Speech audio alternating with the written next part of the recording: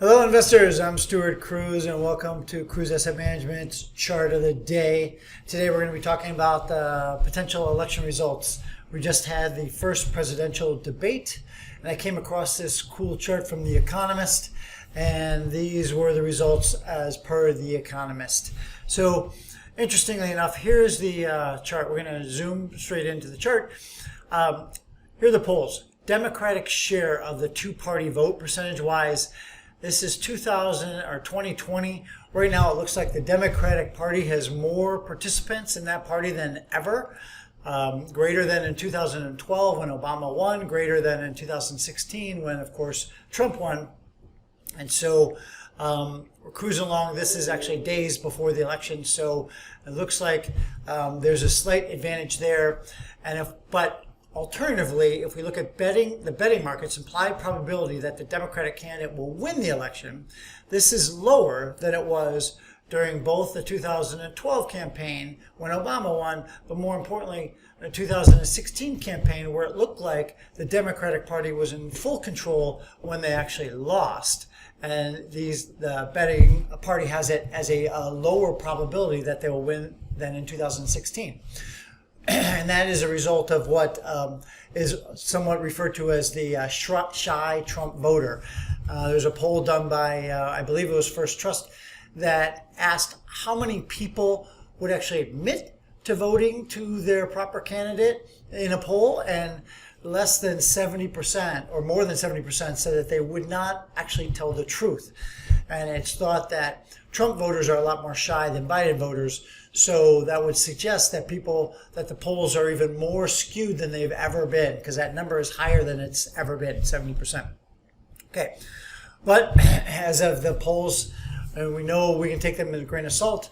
The people had Biden winning, what was the number? Let me check my numbers. 56% of the pollsters had him winning as a favorable position, and now it went up to 59% after the debate, because they found basically Trump's interruptions caused him to be more unfavorably viewed by those independents.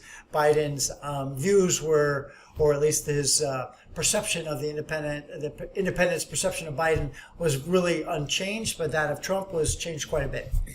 So just as a reminder, I'm going to bring up a chart on the S&P 500 90 days prior. This has had a tremendous success in predicting the election, around 90% of the time in all history of elections, and more than 90 plus, closer to 100% over the last 50 years.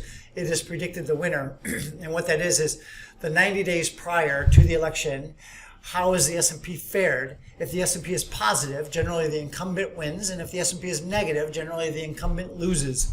So that average victory or return of the S&P 500 when the incumbent wins is 6%. So that's red. So this would be the Trump camp. So if the S&P is up in this range at 6%, then it looks like Trump is going to win according to the S&P. If it's down negative 2%, that's when the incumbent tends to lose. That would be a Biden victory. So right in between those two numbers is 2%. And here we sit just a little above that 2% margin. So we have most of the polls suggesting that Biden is going to win. We have other polls suggesting that the polls are 70% incorrect. And the S&P, which has been a great predictor, is right in the middle. So it's a close race. We've got about 30 days to the election, and we will continue to keep you abreast of the results of what the S&P is indicating in other polls, because it will affect the market. And if you recall, to my last election indicator, we said that the best combination of a post-election stock market was when an incumbent Republican loses and a Democratic party wins and takes over the White House. So that's the best combination. The second best is when an incumbent Republican wins and maintains control, then that is also a good market. And one of the worst is when the Democratic president, which is not the case, wins and maintains his power. So right now, both outcomes is looking good for the S&P 500, and we'll continue to keep you up to date on election results and predictions of various polls. And this is Stuart Kruse signing off and telling you to invest with the odds in your favor.